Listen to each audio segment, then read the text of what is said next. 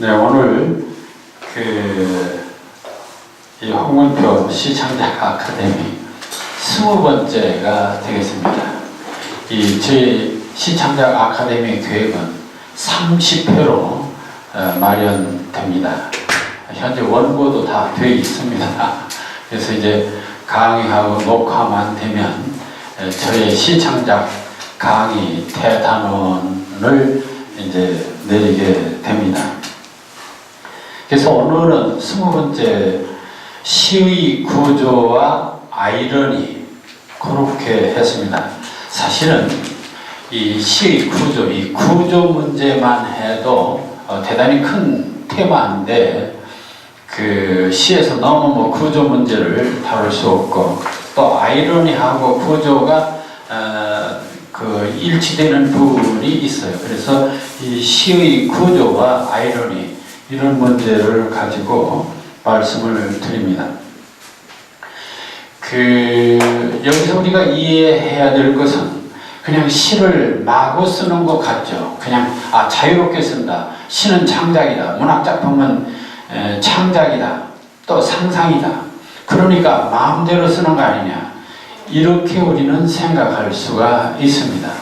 또 독자들도 그렇게 생각할 수 있고요. 그런데 놀라운 것은 어느 한 작가의, 어느 한 시인의 시를 쭉 읽어보면 그 속에 그 사람만이 갖고 있는 원칙이 있습니다. 그러니까 시가 아무리 창작이라 하더라도 또 자유롭게 쓴다 하더라도 어떠한 작품도, 문학작품도 그 밑바닥에는, 그 속에는 어떤 원리가 지배한다는 얘기죠. 그래서 이런 입장에서 문학을 연구하고 비평하는 이런 것을 구조주의 비평이라고 말해요. 그런데 재미있는 것은 문학작품만 그런 것이 아닙니다. 인생도 사회도 민주주의도 경제도 그 모든 밑바닥에는 그런 구조가 깔려 있습니다. 어떤 원리가 깔려 있다는 것이죠. 그러니까 제멋대로 된 것 같지만 알고 보면, 분석해 보면 그 밑에는 일정한 원리, 그 구조가 지배한다는 얘기입니다. 그런 측면에서 우리는 이 구조란 말을 이해할 필요가 있습니다. 사실은 예를 들어서 우리가 집을 짓는데 그저 짓는 게 아닙니다. 거기는 어떤 설계라고 하는 기본 원리가 있습니다. 그거에 의해서 짓는 거죠. 그러니까 거꾸로 말하면 설계가 그 원리가 되는 셈입니다. 이와 같이 마음대로 하는 것 같지만은 그 속에는 일정한 원리가 있다. 그것을 좀 상식적으로 말하면은 공통점이라든지 그렇게 얘기할 수도 있겠습니다만은 어쨌든 이 구조라는 말을 이해하는 것은 대단히 중요합니다. 그래서 이 시의 구조, 사물에 대한 구조적 인식, 시뿐만 아니고 사물, 구조란 사물이 지탱하고 있는 골격, 다시는 존재 원리를 말한다. 모든 사물은 전체와 부분의 유기적 관계라든지 우주 만물은 모두 그 속에 어떤 원리가 있다는 생각은 적어도 이성적 가치를 추구하는 인간의 부단한 하나의 욕구고 이상입니다. 분명히 저기에는 뭔가 원리가 있을 거야. 그래서 과학자들은 끊임없이 어떤 사물 속에 내재한 원리를 찾으려고 노력하는 것이고, 철학자들은 삶의 그 밑바닥에 깔려있는 원리를 찾으려고 노력하는 것 아닙니까? 그러면은 예를 들어서 성현들이 말하는 그 원리라는 것, 그게 바로 도를 찾는 것이죠. 어떤 진리를 찾는 것이기도 합니다. 그래서 이 구조의 역사적 논리를 보면은 옛날 그리스 철학의 이제 대표적인 인물은 플라톤은 이렇게 이 우주를 평가했습니다. 현재 눈에 보이는 이 현상이라고 하는 것은 본질의 그림자다. 다시 말하면 이 우주는 본질과 그림자 두 가지로 나눴다. 본질과 현상 이렇게 얘기하죠. 아리스토텔레스는 문학작품은 거저된 게 아니고 거기에도 어떤 원칙이 있다. 그 원칙이 뭐냐? 물고기라고 하는 원칙이다. 물고기에는 이제 머리가 있고 몸통이 있고 꼬리가 있습니다.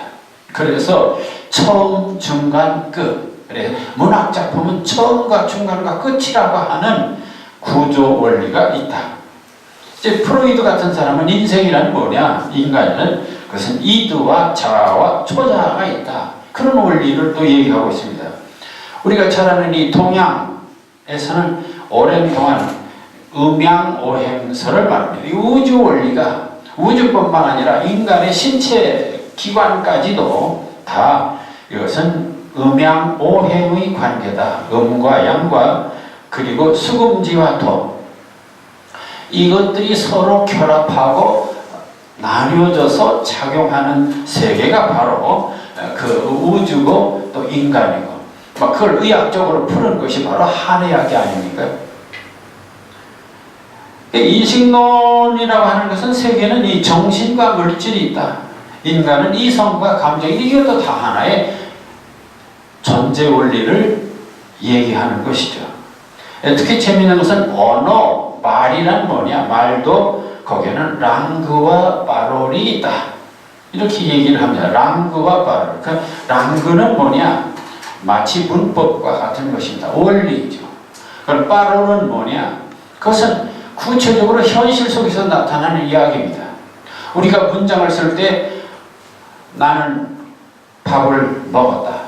제일 먼저 주어가 나오죠. 그 다음에 목적어, 마지막에 서술. 이게 바로 한국어 문장의 원리입니다. 그런가 하면은 또 한글에는 자음과 모음, 모든 문자에는 자음과 모음이 또 있죠. 자, 이런 원리들이 있다는 얘기입니다. 그래서 이 구조주의 입장에서는 전체성의 논리, 전체는 부분들의 단순한 집합이 아니다. 일정한 어떤 법칙에 의해서 유기적으로 결합된 전체지, 전체가 그냥 맹목적으로 된 것이 아니다. 그래서 이제 문학을 구조적으로 보는 전통적인 논의가 과거부터 그렇게 얘기를 하죠. 문학을 얘기할 때도 이제 형식적인 부분을 말할 때 형식 속에는 소리도 있고 낱말도 있고 문장도 있다. 그래서 그 형식적으로 말할 때 문학은 소리 요소, 낱말의 요소, 문장의 요소. 그 내용을 볼 때는 주제, 소재, 태도. 근데 이제 소리의 구조도 낱말의 구조, 문장의 구조, 주제의 구조도 나눠서 얘기할 수도 있습니다. 다시 말하면은 이 세계는 문장이고 사회생활이고 인간이고 모든 자연현상이고 다 어떤 법칙이 지배한다. 원리가 지배한다는 얘기가 됩니다. 그래서 그 언어에는 반드시 문법이라는 원리가 지배하고 예를 들어서 국가에는 헌법이라고 하는 규칙이 지배하고 그 물질에는 그 밑바탕에 어떤 물질의 원리가 지배합니다. 예를 들어서 만유인력이라든지 상대성 원리라든지 이게 다 하나의 그 밑바닥에 깔려있는 원리죠. 축구에도 축구 규칙이 있고 바둑은 바둑 규칙이 있고 식사를 할 때도 다 식사 매너가 있습니다. 정치, 경제, 문화, 삶 이 모든 것들 속에도 밑바탕에는 예를 들어서 한국의 정치 구조는 뭐냐? 그 민주주의라고 하는 어떤 원리가 있습니다. 자, 그래서 이 구조의 법칙은 그렇지만 자율적입니다. 축구나 농구는 각각 규칙이 달라요. 다 따로따로 정해져 있는 것이죠. 그래서 이 물질과 정신, 시와 소설도 모든 규칙이 다릅니다. 소설하고 시가 왜 다르냐? 그것은 밑바닥에 깔려있는 구조가 다르다는 얘기와 마찬가지입니다. 그래서 이 모든 존재들의 차이와 변별성은 결국은 규칙의 차이로 귀결된다. 그렇게 얘기할 수도 있습니다. 자, 그럼 다시 이제 좁혀서 시의 구조에 대한 전통적 논의는 무엇일까요? 옛날부터 시란 뭐냐? 시에는 내용과 형식이 있다. 그것도 하나의 원리, 구조적인 발상입니다.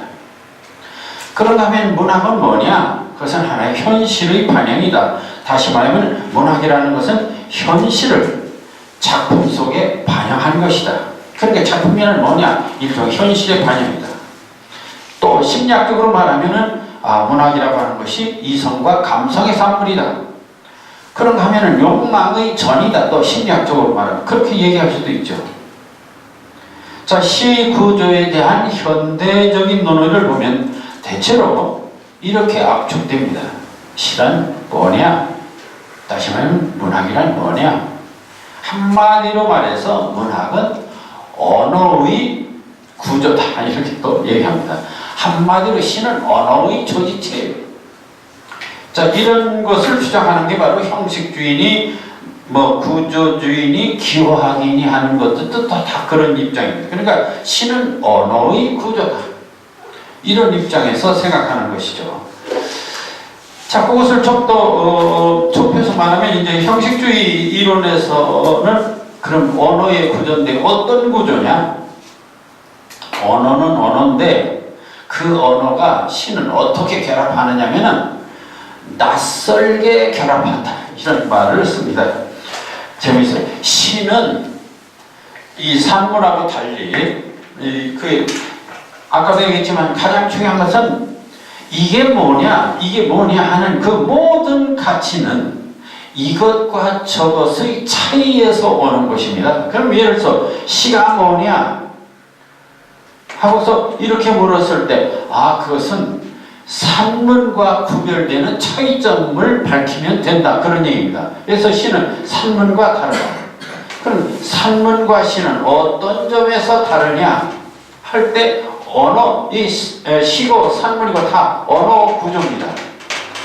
언어로 조직된 것입니다. 그런데 다만 시는 그 언어들이 낯설게 결합된 구조다. 이렇게 말합니다. 낯설게. 네, 요거 차이입니다. 그럼 산문은 뭐냐? 낯익은 익숙한 언어들의 결합이고 시는 낯설은 언어들의 결합이다. 그런 얘기를 하면 이건 익숙한 그렇게 설명을 합니다. 그래서 낯설음의 구조다. 그렇게 말합니다. 그럼 이제 뉴크리티시즘이나 이런 데에서는 뭐라고 말하느냐? 신비평에서는 시는 뭐냐? 객관적 상관물. 객관적 상관물을 중심으로 한 구조다. 이렇게 또 얘기를 합니다. 객관적 상관물. 그럼 객관적 상관물이 이게 도대체 뭐냐? 이런 겁니다. 내 마음은 호수요. 이렇게 됐을 때 이 마음이라는 것을 설명해야겠는데 표현해야 되겠는데 마음은 심리적 현상이다. 이렇게 해봐야 그것은 산문적인 표현이죠. 그럼 내 마음은 마음이란 심리적 현상이다. 이거 산문적 표현입니다. 근데 호수라고 표현을 합니다. 그럼 이 호수라는 말은 이 마음과 비슷한 그 객관적으로 인정할 만한 상관물, 관련 있는 물건을 비교한다. 어려운 말 같지만 별것 아니에요. 그러니까 마음을 호수라고 하는 객관적 상관물로 표현하는 게 이게 시다. 근데 사실 마음을 호수라고 하는 것은 산문적으로 보면 이건 웃기는 얘기죠. 바로 낯설은 표현. 그래서 낯설게 만들기. 이게 바로 시의 원리입니다. 자, 그런데 또 하나. 그렇게도 말할 수 있지만, 그래서 시는 낯설게 만들기다. 두 번째는 객관적 상관물이다. 또 세 번째 어떤 얘기를 하느냐면은 시는 텐션이다.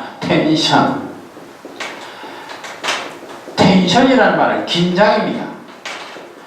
이 긴장, 엑스텐션과 인텐션. 그러니까 밖으로 나가려는 힘과 원심력과 구심력이 팽팽하게 맞서는 상태. 이게 바로 시다.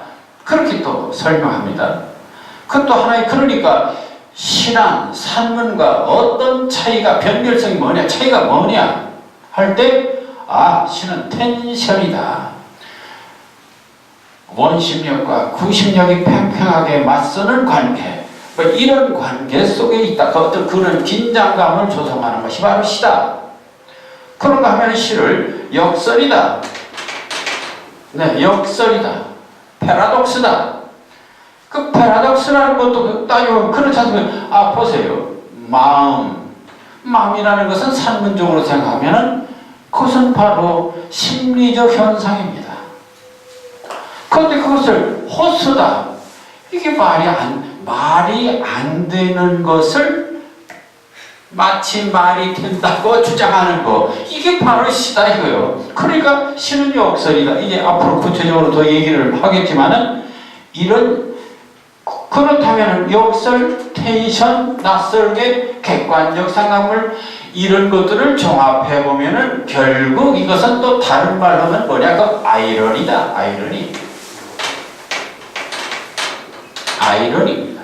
그래서 아이러니라는 용어를 또 씁니다. 그러니까 시학자들이 결국은 이게 다 여러 얘기하지만은 어쨌든 산문하고는 다르다. 어떻게 다르냐?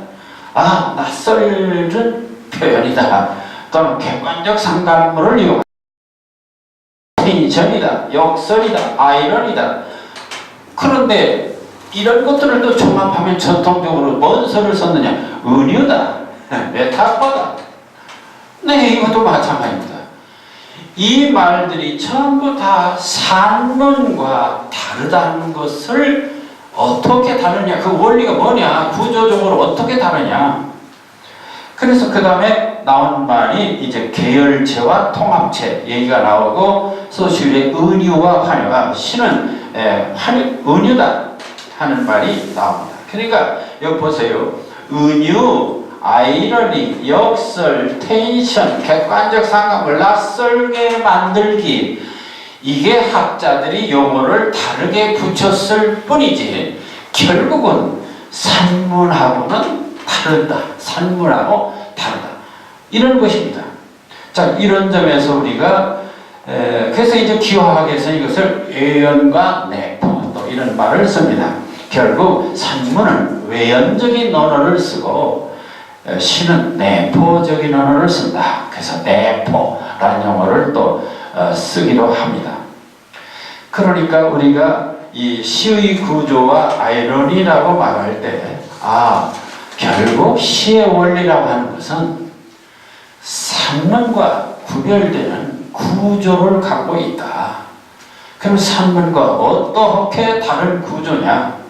그것은 바로 학술적으로 학술적으로 말하면 학자들의 그 표현이 다를 뿐이지 낯설은 구조다. 텐션 구조다, 역설적 구조다, 아이러니 구조다, 은유적 구조다, 객관적 상담물의 구조다. 다 그게 그 소리입니다. 사실은 용어만 바꿨을 뿐이지 결국은 산문과는 다르다. 이런 얘기입니다. 자, 그래서 이제 좀 더 구체적으로 그러면은 시와 산문의 언어 구조가 어떻게 다를까 하는 것을 조금 분석적으로 말합니다. 제일 먼저 나오는 것이 문장 쓰기의 원리입니다. 문장을 쓸 때 퇴락은 무지몽매에서 나온다. 그래도 나는 밥을 먹는다 해도 좋고 상관없습니다. 이것은 오늘 학자가 사용한 문장이기 때문에 그걸 땄을 뿐입니다. 자, 보세요. 우리가 문장을 쓸 때, 보통 산문을 쓸 때 문장 쓰기란 단어들의 선택과 결합이다. 그 말을 모르는 사람은 없습니다. 그렇지 않습니까? 문장이라고 하는 것은 어떤 단어를 선택하고 그 단어들을 결합하는 것입니다. 자, 그러니까 이 문장 쓰기란 단어들의 선택과 결합이다. 이 말에 이의가 없습니다. 단어들의 선택과 결합이다. 자, 그러니까 예를 들어서 나는 밥을 먹는다. 이렇게 보통 문장을 써요. 이게 이제 주어고 이건 목적어고 이건 서술어다. 이거 다 아는 얘기입니다. 그런데 나는 밥을 먹는다. 이렇게 단어를 선택해서 결합시키죠. 플러스하죠.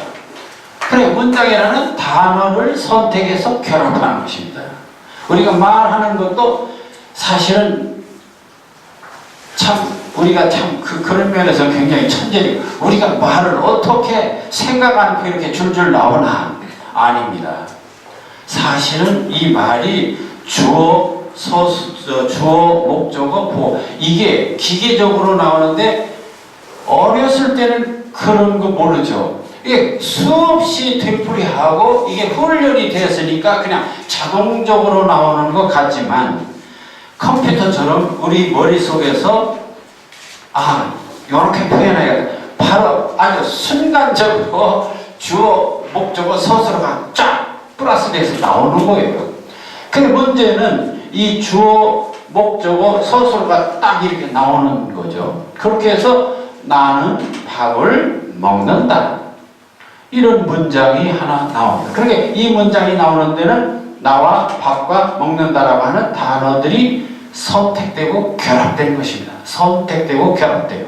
여기서 왜 선택됐다는 말이 중요하냐면 물론 이거 각각 선택됐다는 말도 되지만은 이것 자체도 나는 이라고 할 수도 있지만 저는 우리는 그런 말을 쓸 수도 있어요. 주어에다가. 그리고 밥을 먹는다도 밥을 먹는다. 식사를 한다. 끼니를 때운다. 그런 말도 할 수 있죠. 그리고 밥 대신 끼니도 있고 식사하는 말도 있습니다. 그러니까 우리는 말할 때 얼마든지 많은 층이 있습니다. 그 중에 자기가 순간적으로 나는 요 순간에 요 상황에서는 요 말을 선택하겠다. 요 말을 선택하고 요 말을 이렇게 선택해서 그런데 이런 것들을 우리는 이걸 계열체라고 말합니다. 그래서 여기서 선택해서 그리고 선택해가지고 선택하고 선택해서 이것을 결합시키는 것이 바로 문장입니다. 자, 이 문장의 원리를 잘 아셔야 됩니다. 자, 문장 쓰기란 단어들의 선택과 결합이다. 그런데 단어를 선택할 경우 유사한 단어, 즉 같은 계열의 축에서 적절한 단어를 선택하고 그 다음에 단어는 앞의 단어와 어울리는 단어를 선택하여 계속 결합해 가는 것이다. 이게 바로 문장이에요. 자, 여기 이런 말이 있습니다. 퇴락은 무지몽매에서 나온다. 이런 그 예문이 있어요. 그런데 이제 우선 무지몽매라는 말 봅시다. 퇴락은 그러니까 이제 쇠퇴한다고 하는 것은 무지몽매에서 나온다. 왜 무지몽매라는 말을 쓸까? 아니, 우울함에서 나온다.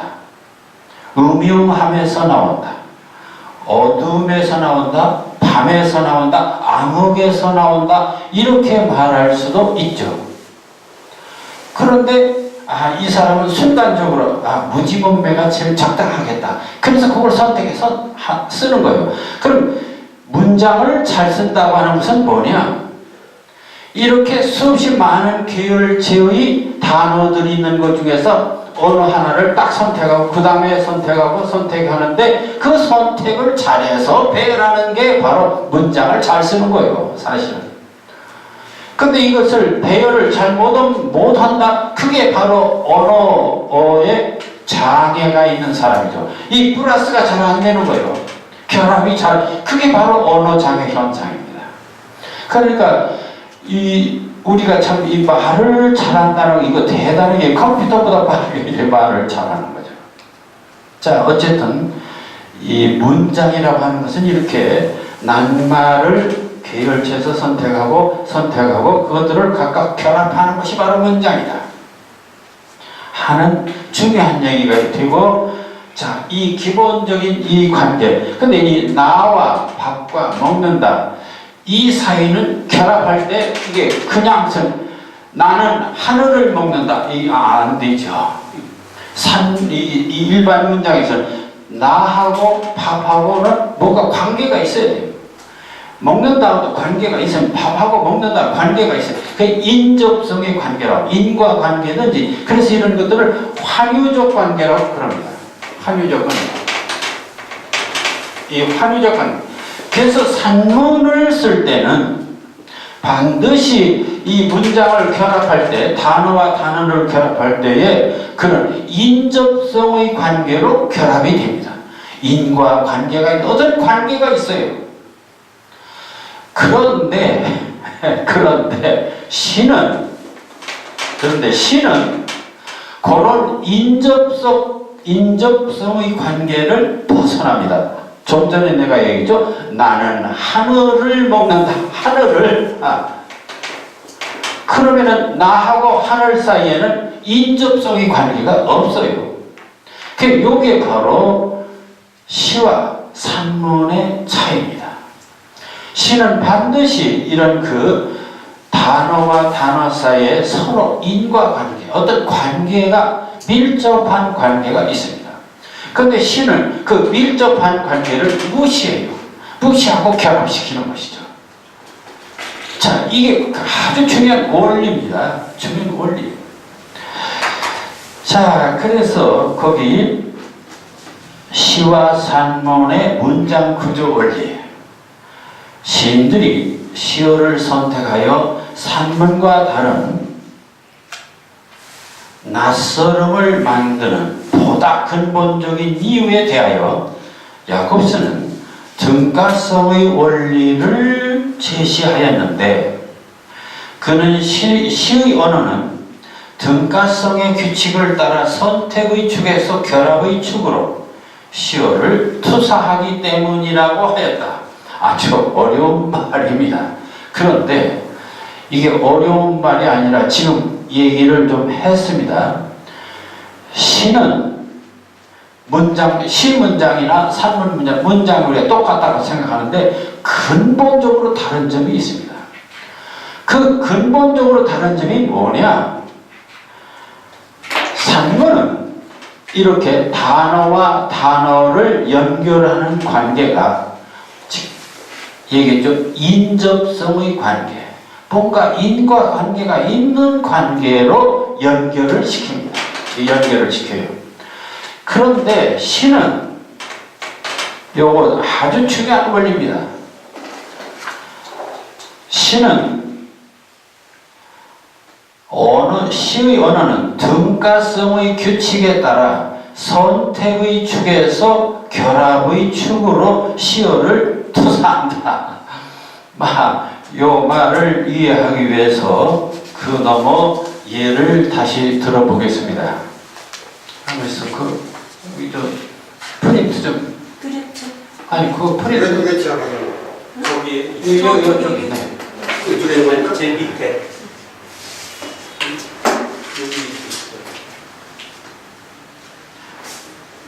네, 거기 지금 3페이지입니다.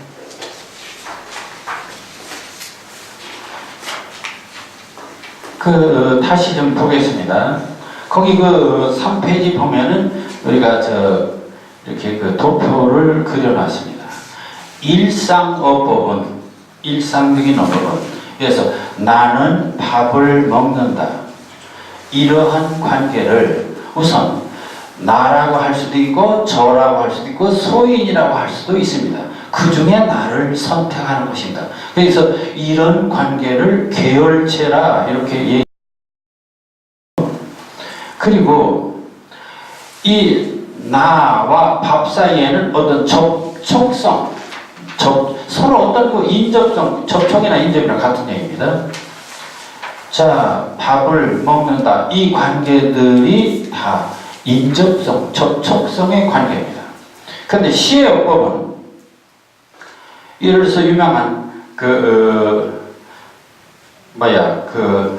김광민의 시던가요? 분수처럼 흩어지는 푸른 종소리, 이런 문장이 있습니다. 시의 문장에.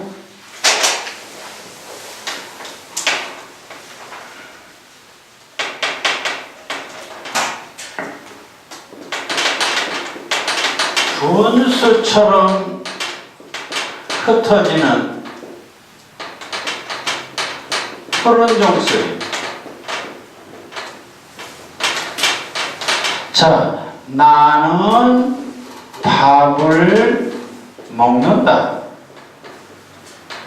이 문장은 주어와 서술어 그리고 목적어가 나란히 이렇게 결합이 되어 있습니다.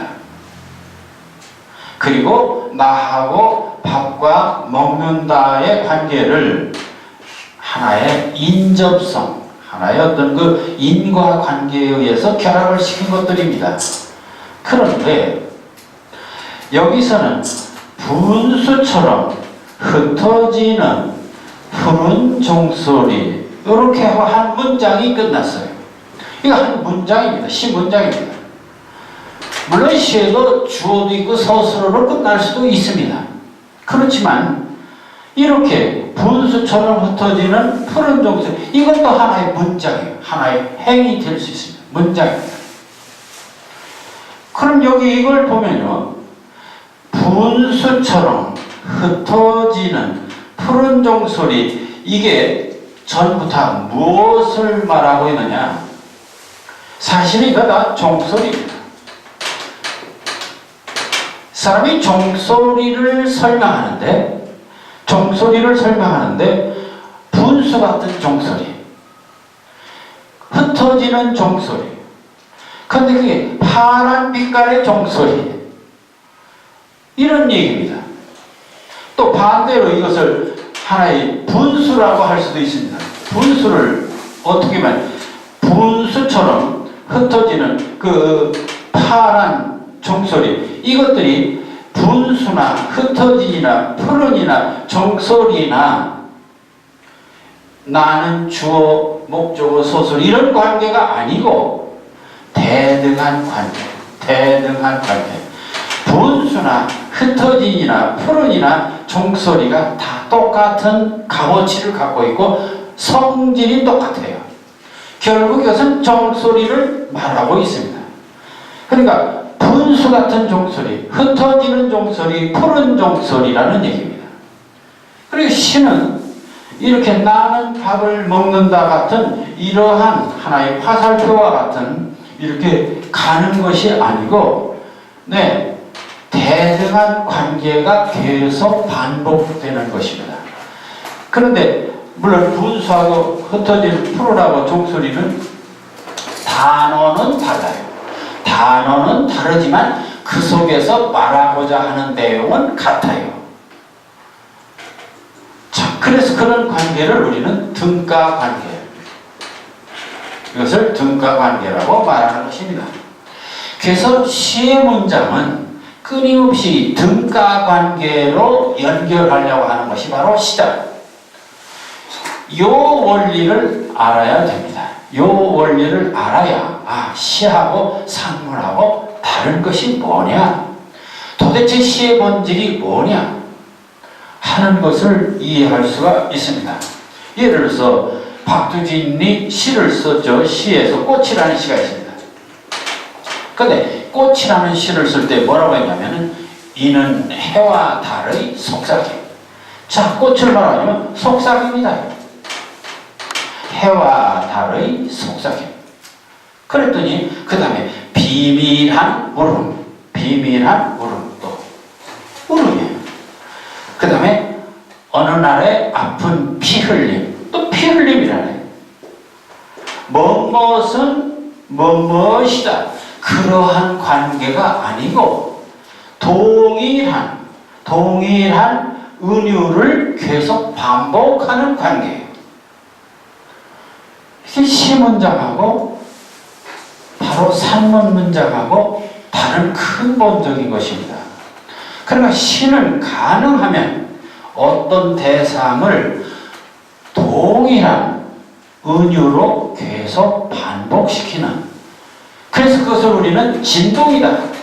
그렇기 때문에 그러니까 그런 어떤 동일한 어떤 그 이미지가 계속 반복되니까 그건 진동이다 이렇게 말하고, 이렇게 반복되는 것을 다른 말로 할 때 댄싱이다.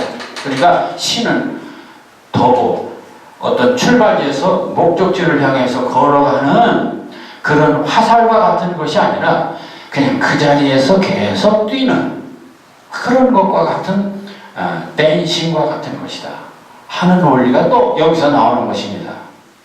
자, 그러니까 시의 문장은 근본적으로 바로 그 등가성의 원리에 따라서 계속 반복되는 언어 형식이 바로 시다. 자, 이런 점을 우리가 안다면 시의 아주 원리, 그러니까 근본적인 프린시플을 이해하게 되는 것입니다. 그러니까 이 원칙을 이해하면서 시를 쓰는 노력을 하신다면 분명히 우리는 시에 성공할 수가 있는 것입니다. 자, 산문의 문장은 낱말과 낱말이 인접성에 의해서 환유적으로, 이걸 환유라고 합니다. 서로 관계 있는 것들의 연결을 환유라고 합니다. 결합하는 구조이고, 시 문장은 낱말들이 등가성에 의해서 은유적으로 결합하는 구조다. 따라서 웰릭이 현대시는 은유다 라고 한 말을 여기서 다시 한번 확인할 수 있게 된다. 또한 시의 원리가 리듬이라는 것도 따지고 보면은 그런 것도 마찬가지입니다. 시는 리듬이다. 계속 반복적이죠. 어휘 반복이니 구절 반복이니 이미지 반복이니 의미 반복이니 하는 모든 것들이 따지고 보면은 그런 등가성. 그러니까 시는 가능하면 화살처럼 가는 시간이 아니라 그냥 그 자리에서 계속 뛰는 형식. 시는 등가성의 원리에 따라 계열축의 언어를 선택의 축으로 하여 결합해가는 언술이고, 산문은 전체와 부분이라는 환유적 접촉으로 결합해가는 언술이다. 자, 여기서 우리는 시의 구조 원리가 무엇이냐 하는 이 얘기들을 이렇게 해볼 수가 있습니다. 자, 그런데 이 시의 구조 원리를 말하는 데서 이러한 은유 구조다 이렇게 말할 수 있지만, 또 한편으로 아이러니 구조다 이렇게 말할 수도 있습니다. 자, 아이러니라는 게 뭐냐? 아이러니크하다. 말이 우리 사회에서 쓰는 말입니다. 아이러니. 저한 아이러니는 정상적인 어떤 커뮤니케이션 관계가 아닙니다. 아이러니라고 하는 것은 뭔가 비꼬는 것이고 내용과 겉이 다른 것이고, 이게 아이러니 특징, 비정상적인 언어 언술 행위임에 틀림없습니다. 아이러니는 에이로니아에서 유래된 말로서 은폐라는 어떤 의미를 지니고 있다. 속에다가 본심을 숨기고 겉으로는 딴 표현을 하는 거예요. 본래의 모습이나 진실을 숨기는 철저히 위장된 표현 방법입니다. 세상이 공평하고 정의롭다면 아이러니라는 말은 존재할 필요가 없다. 그러나 세상은 거짓이 판을 치고 악인이 독세하는 모순과 부조리가 지배한다. 이를 고발하고 풍자하여 진실을 회복하자는데 아이러니의 진실이 있다. 너무 세상이 거짓스러우니까 이렇게 위장을 해서 진실을 드러내고자 한다는 것이죠. 재미난 것은 우리가 드라마가 아니라 서커스, 요즘엔 서커스가 한물 같지만 서커스를 구경하러 가면은 그 서커스 본 게임을 하기 전에 먼저 두 사람이 나와서 장난질을 하는데, 하나는 못생긴 큰 사람, 하나 조그마한 사람이 나와서 서로 장난하는데, 그 큰 사람이 이길 것 같으면 나중에 작은 사람이 이겨요. 여러분들 우리가 어려서 많이 본 디즈니랜드의 미키마우스와 고양이의 모습을 잘 볼 겁니다. 고양이는 쬐끄만하니 아주 연약한 것 같고, 고양이는 아주 험악한데 근데 고양이가 당합니다. 이게 아이러니죠. 그러니까 상식적으로 보면 고양이가 이길 텐데, 이게 오히려 조그만 새양지가 이긴다는 얘기죠. 자, 이런 아이러니인데, 결국 시도 그러한 구조 원리가 있다 하는 얘기입니다. 아이러니 현대적 노예. 전통적으로는 아이러니를 페리페테이아, 상황의 급격한 역전. 플라톤은 에이로네야, 매끄럽고 비열한 속임. 키케로는 아로니아, 점잖은 가장.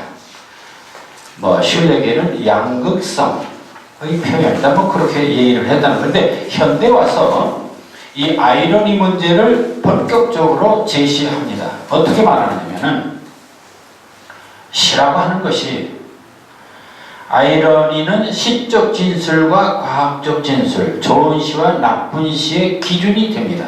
그러니까 뭐냐면 아이러니 이런 것입니다. 결국 인생이라고 하는 것은 충돌입니다. 그 문제는 그 충돌이 어느 정도냐?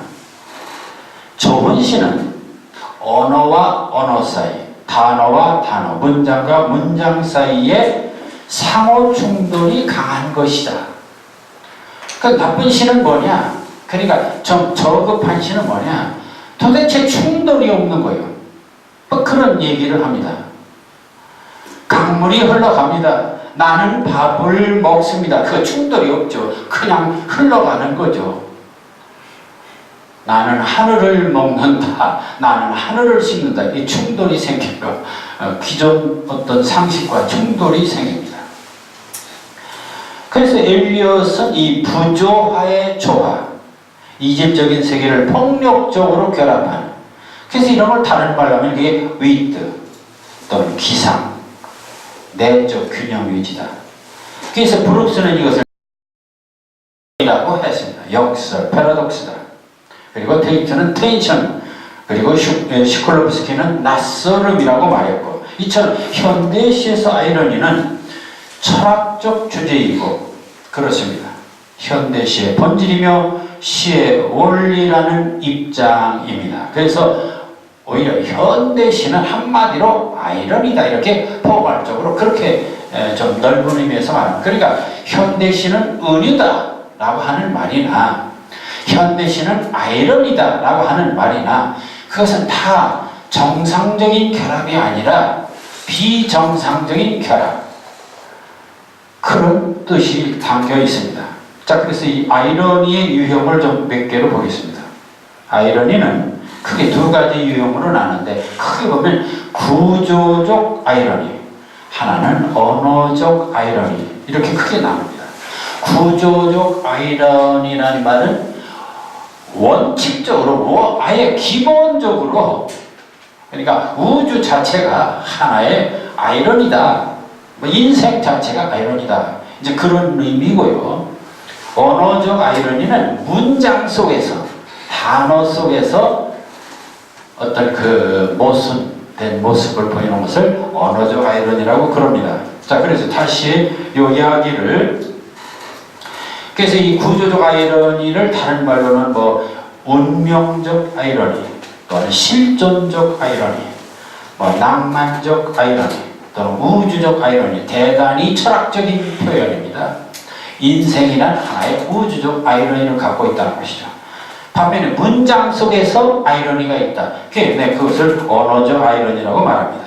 그리고 이 언어적 아이러니를 과장법, 축소법, 역설, 언어희롱, 기지, 그리고 욕설, 야유, 풍자, 패러디.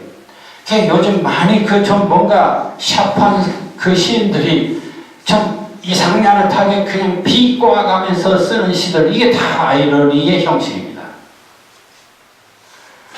자, 그럼 좀 더 설명을 해보겠습니다. 이 아이러니는 구조적 아이러니가 있는데, 크게 이 구조적 아이러니 속에 극적 아이러니와 운명적 아이러니를 우선 예를 들었습니다. 이 극적 아이러니, 이 극적이란 말, 드라마틱한 아이러니다, 그런 얘기입니다. 그 얘기는 작가가 쓴 그런 하나의 문학 작품 속에 있는 아이러니입니다. 그럼 예를 들어서 대표적으로 이런 거 봅시다. 춘향전을 우리는 잘 알고 있습니다. 춘향전에 이몽룡이가 이제 서울에 올라가서 과거에 급제해서 어사가 됐습니다. 어사가 돼서 시골로 내려왔는데 춘향이는 그때 감옥에 갇혀 있습니다.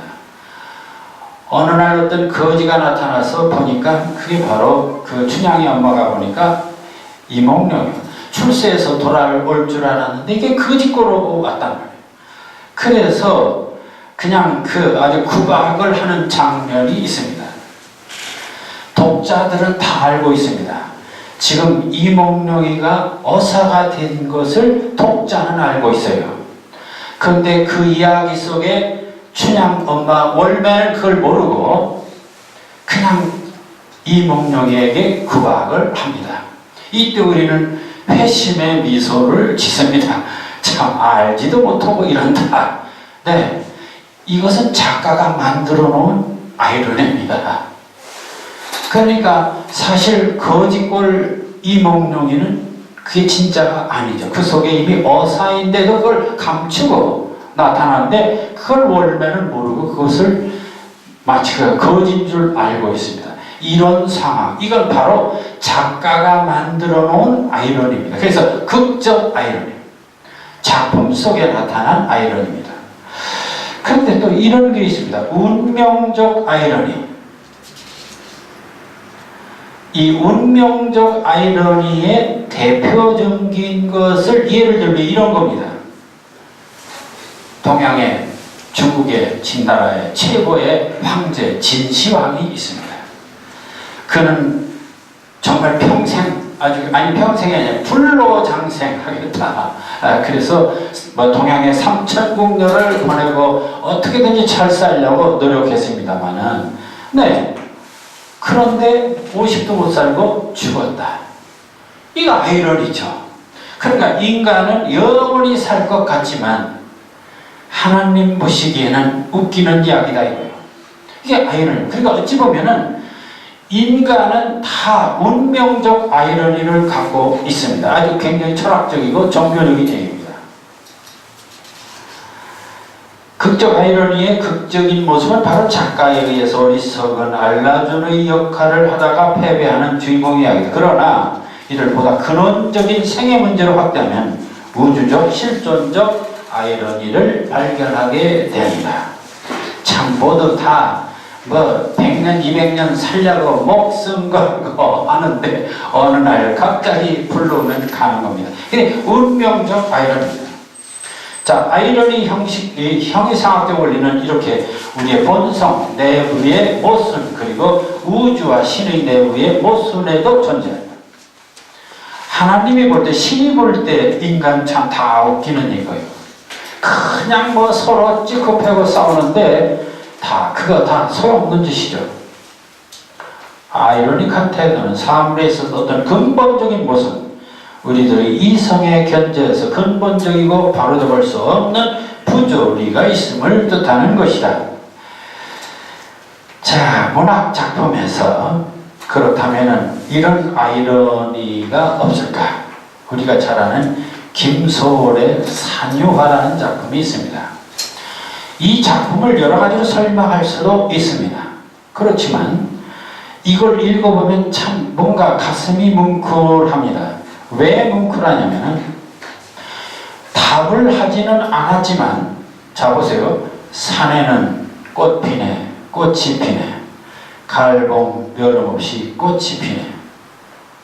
자, 이런 말을 들었을 왜 김소월이 이런 소리를 했을까?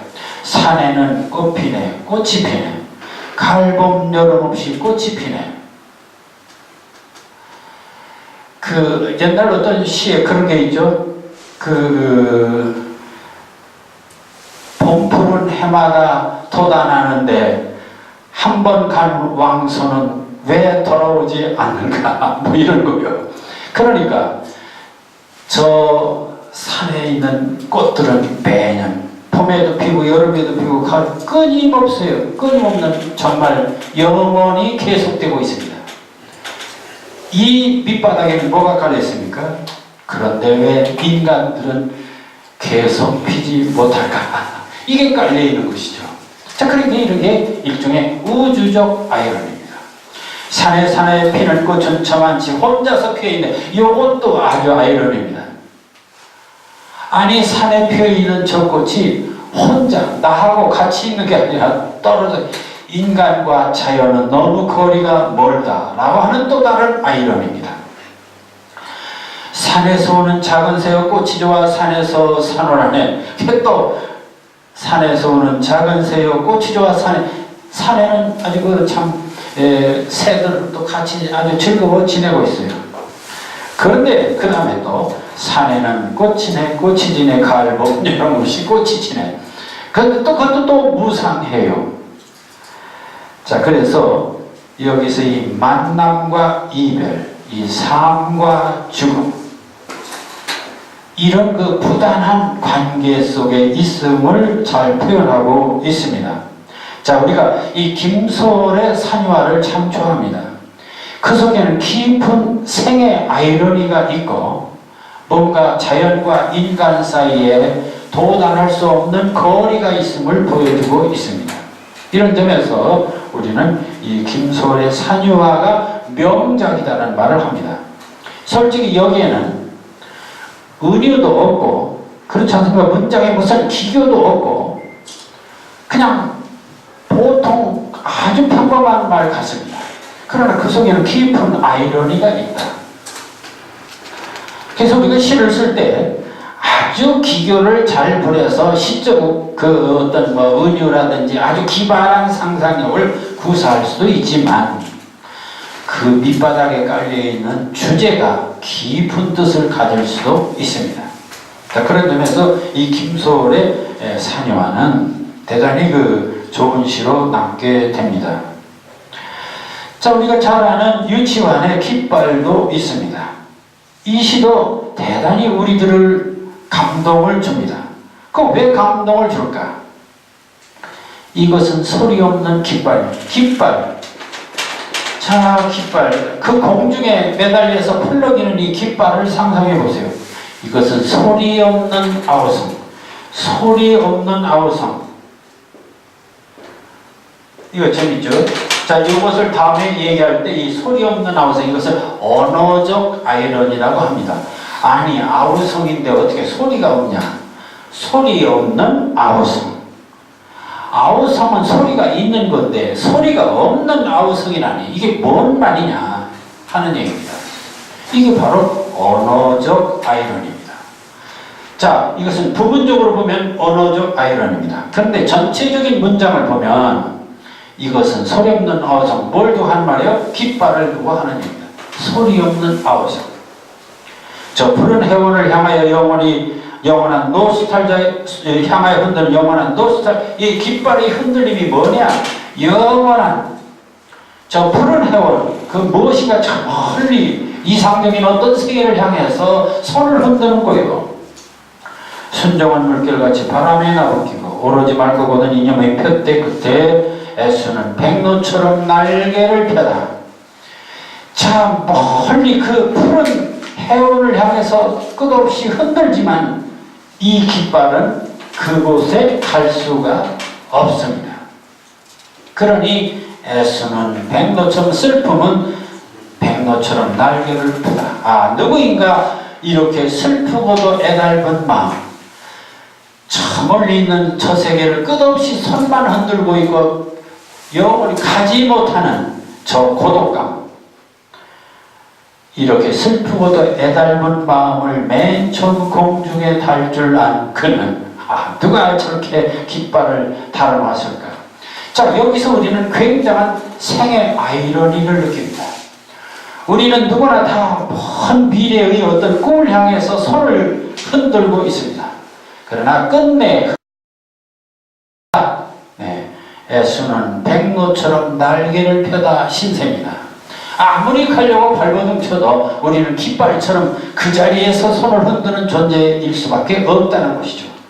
자, 우리가 유치원의 깃발에서 정말 훌륭한 점은 바로 그런 깊은 생의 아이러니가 깔려있다는 얘기입니다. 자, 이런 점에서 시는 이렇게 아이러니가 있다.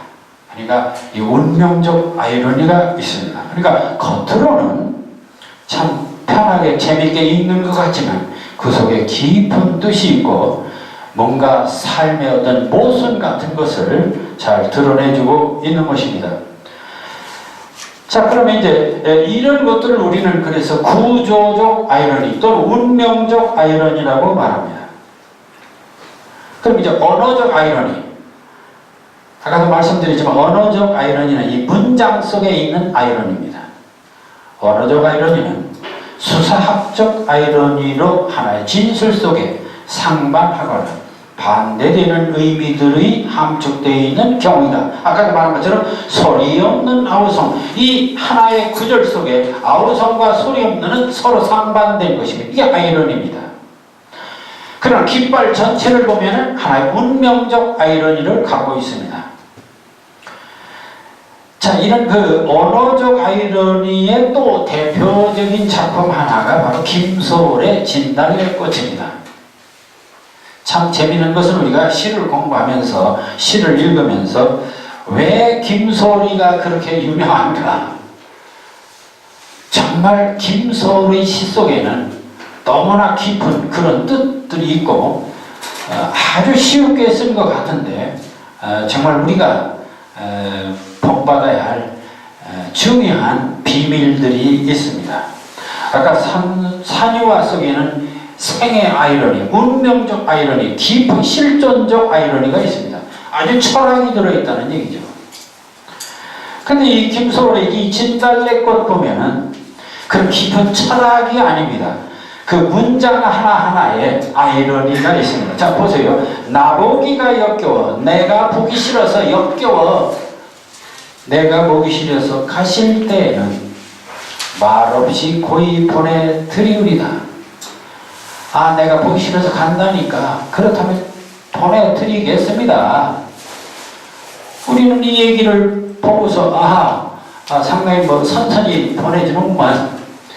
그게 아니죠. 그 속에 뭐가 들어있습니까? 말없이 고이 보내드리우리다. 이 말 속에는 뭐가 들어있어요? 겉으로는 보내드린다고 말은 했지만 속으로는 보내기 싫습니다가 깔려있다는 얘기입니다. 이게 바로 아이러니예요.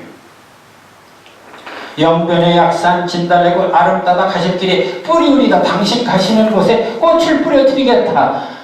말로는 그래요. 그러나 그 속에는 속이 타고 있습니다. 꽃을 뿌리기는커녕. 그러니까 이것도 바로 꽃을 뿌리겠다는 말이 아닙니다. 꽃을 안 뿌리겠다, 재뿌리겠다. 다시 말하면 꽃을 뿌리겠다는 말에 그것은 하나의 겉으로 표현이고 속으로는 뿌리지 않겠다는 얘기입니다.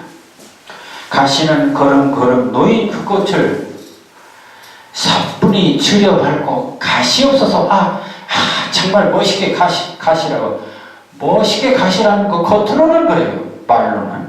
근데 속으로는 가지 말라는 뜻이 또 깔려 있습니다.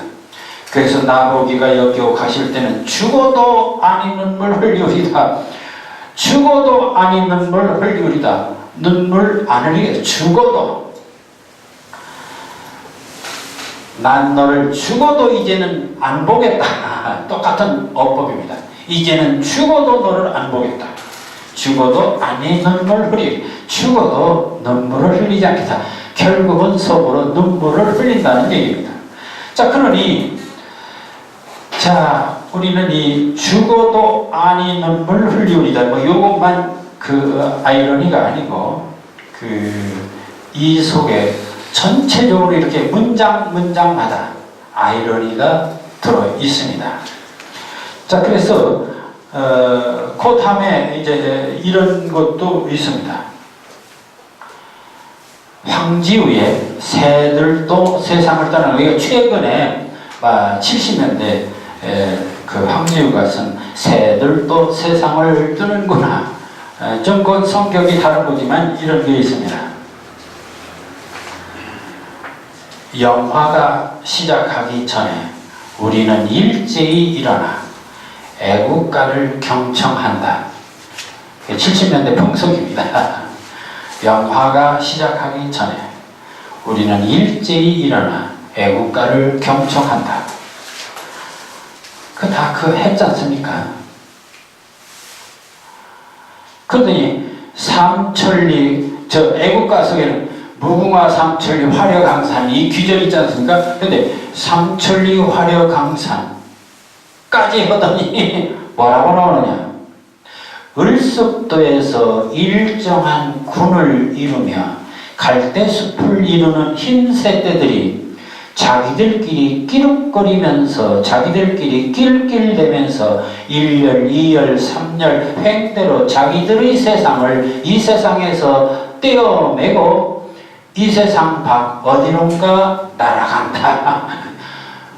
아니 애국가를 부르다 무궁화 삼천에다 갑자기 새들이 딴 세상으로 날아간다. 자유를 향해서 이게 좀 풍자입니다. 뭔가 자유를 그리워하는, 그러니까 애국가를 부르는 상태는 이게 군부독재라고 하는 꽉 막힌 조직입니다. 새들도 마음대로 지금 딴 세상을 향해서 날아가는데 우리는 이게 뭐냐 하는 것이 깔려 있습니다. 우리도 우리들끼리 낄낄대면서 깔쭉대면서 우리의 대열을 이루며 한 세상 떼어매고 이 세상 밖 어디론가 날아갔으면, 자, 그게 이제 번심입니다. 하는데 대한 사람 대한으로 길이 보존하세. 그래서 애국가가 끝나고 있어요. 각각 자기 자리에 앉는다, 주저앉는다. 근데 우리는 가지 못하고 그냥 털썩 주저앉고 있어요. 아이러니입니다. 자, 그러니까 시라고 하는 것이 이런 그 아이러니적 요소가 굉장히 강하다라고 하는 것을 다시 한번 볼 수가 있습니다. 좀 더 이걸 세부적으로 얘기하면 그 풍요, 풍자와 유사한 말로 풍요라는 말이 있는데, 어떤 관념이나 교훈적인 것을 전달하기 위해서 동물, 자연물 등을 등장해서 표현하는 것이 풍요죠. 이솝우화가 그 대표적인 것입니다. 정몽주 어머니가 쓴 이 시조, 가마귀 싸우는 곳에 백로야 가지 마라. 성낸 가마귀 흰빛을 세워나니 청파에 씻은 몸 도로 빌까 하노라. 네, 이것도 굉장한 풍자입니다. 가마귀와 백로라고 하는 이미지를 통해서 이 추악한 이 권력의 세상을 비꼬고 있는 것입니다. 그 다음에 역설. 자, 역설, 패러독스라는 어원적으로 보면 넘어선과 이견, 파라와 덕사의 합성이다. 상식적인 어법을 넘어서 오히려 좋은 의견을 표현하는 방법이라는 뜻이다. 역설은 겉으로 보기엔 명백히 모순되고 부조리한 듯 하지만 표면적인 자세의 것을 자세히 생각하면 그 근거가 확실하다는가, 진실된 진술, 그 속에 어떤 진리가 들어있다는 얘기입니다. 아까도 예를 들었습니다마는 유치원의 깃발에서 이것은 소리 없는 아우성. 자, 이것은 소리 없는 아우성. 분명히 모순된 표현입니다. 그런데 여기는 분명히 깊은 뜻이 있습니다. 오히려 소리가 없지만 더 소리 있는 것보다 더 강한 이런 어떤 아우성, 그 어떤 간절함이 있다는 얘기죠. 모란이 피기까지는 나는 아직 기다리고 있을 테요. 찬란한 슬픔의 봄을. 네, 이것도 그렇습니다. 찬란한 슬픔의 봄을. 찬란한 봄이면 찬란한 봄이죠. 어쩌다 찬란한데 슬프냐. 네, 그런 것을 하나의 언어적 역설이라고 그럽니다. 그러니까 찬란한데 오히려 슬퍼요. 자, 한편 전제론적 역설이란 삶의 초월적 진리를 내포한 역설이다. 그것은 무언가 신비적이며 새로운 의미 또는 창조 가능성을 내포한다. 전통적으로 전제론적 역설은 서구의 경우 기독교 신학의 토대를 이루는 어떤 모순의 진리다. 사실은 이 종교적 진리라고 하는 것은 전부가 따지고 보면 역설적 진리입니다. 예를 들어서 나는 길이요 생명이니, 그 예수님은 그런 얘기를 했어요. 나는 길이요 생명이니. 객관적으로 상식적으로 보면 그는 하나의 인간입니다. 목수의 아들 인간이에요. 그런데 자기가 길이요 생명이라는 거야. 이건 엄청난 모순이죠. 말도 안 되는 것이죠. 근데 문제는 그 말도 안 되는 그것을 믿느냐 안 믿느냐. 믿으면 기독교적 구원을 얻을 수 있는 것이고, 그걸 믿지 않으면 그냥 끝나는 거예요. 자, 이게 엄청난 모순입니다. 그 더욱 재미난 것은 이신침이다. 믿음으로 의롭다함을 얻었나니. 믿음과 의로움하고 어떻게 같아요?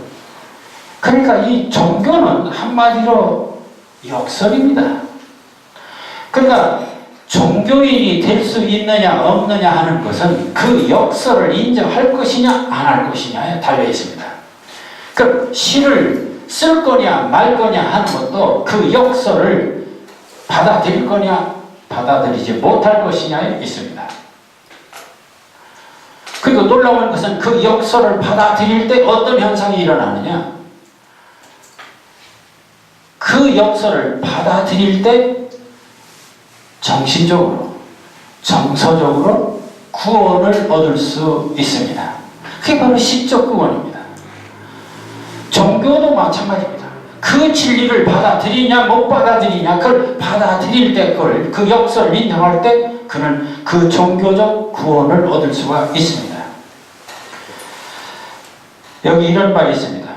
엘리엇의 사중주 속에서 시간은 오로지 시간을 통해서만 정복된다. 자, 아니 시간은 흘러가는데 흘러가는 시간을 어떻게 시간이 정복한다는 얘기입니까? 시간은 오로지 시간을 통해서만 정복된다. 이런 표현도 물론 시 속에 나오는 규정입니다. 시간은 시간을 통해서만 정복된다. 참 이게 시간은 이미 흘러갔기 때문에 다시 되풀이할 수 없는 가역적 시간입니다. 따라서 이 얘기는 대단히 그 속에는 철학이 깔려 있습니다. 역설입니다. 그래야 암흑은 빛일 것이며 정적은 춤일 것이다. 이것도 암흑이 빛이고 정적이 춤이고 네, 역설입니다. 나의 유일한 건강은 질병이다. 아, 이것도 역설이죠. 자, 이런 것들이 바로 이 엘리엇, 시인 엘리엇의 사중주 속에 들어있는 구절들입니다. 이와 같은 진술들은 두 개 혹은 그 이상의 모순되는 의미들을 보다 높은 차원에서 하나로 통합시켜 일상성을 뛰어넘는 초월적 진리를 일깨워준다. 나 이거 봅니다.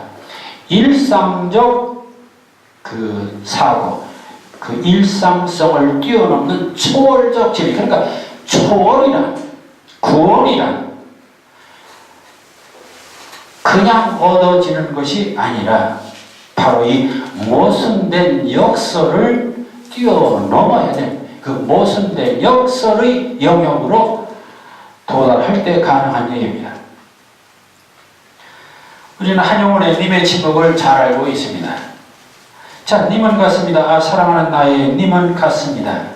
근데 여기서 쭉 보면요, 황금의 꽃같이 굳고 빛나던 옛 맹세는 차디찬 티끌이 되어서, 맹세가, 옛 맹세가 차디찬 티끌이 되었다는 것이에요. 티끌.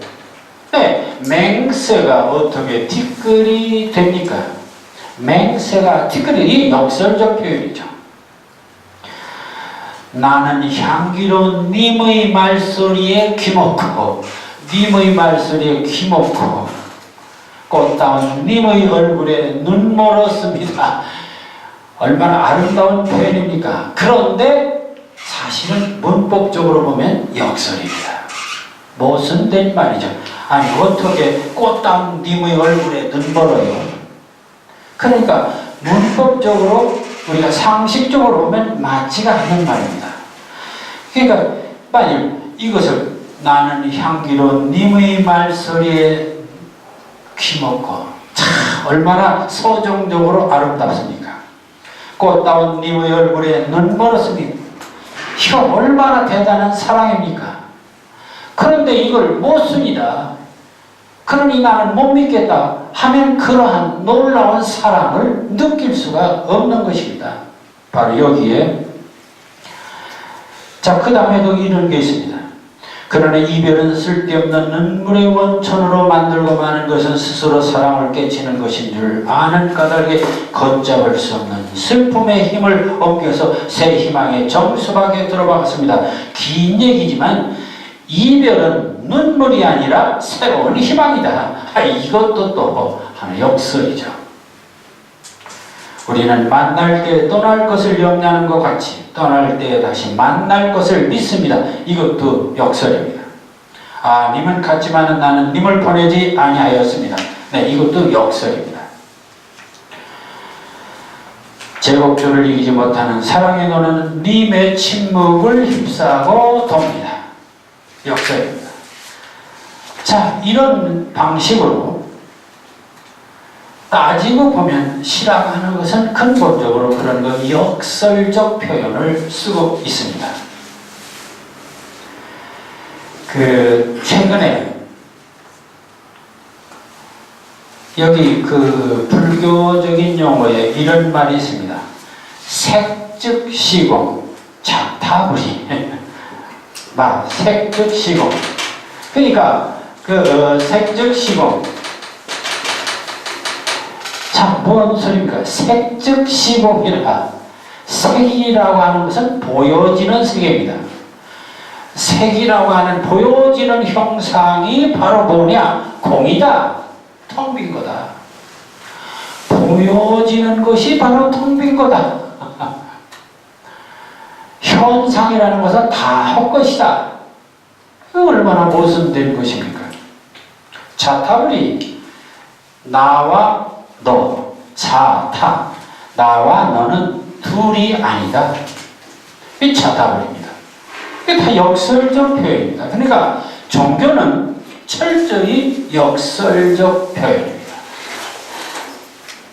그리고 그 역설적 표현을 우리가 믿을 때 우리는 그 종교적 원리에 따라서 구원을 얻을 수가 있고 초월을 할 수가 있습니다.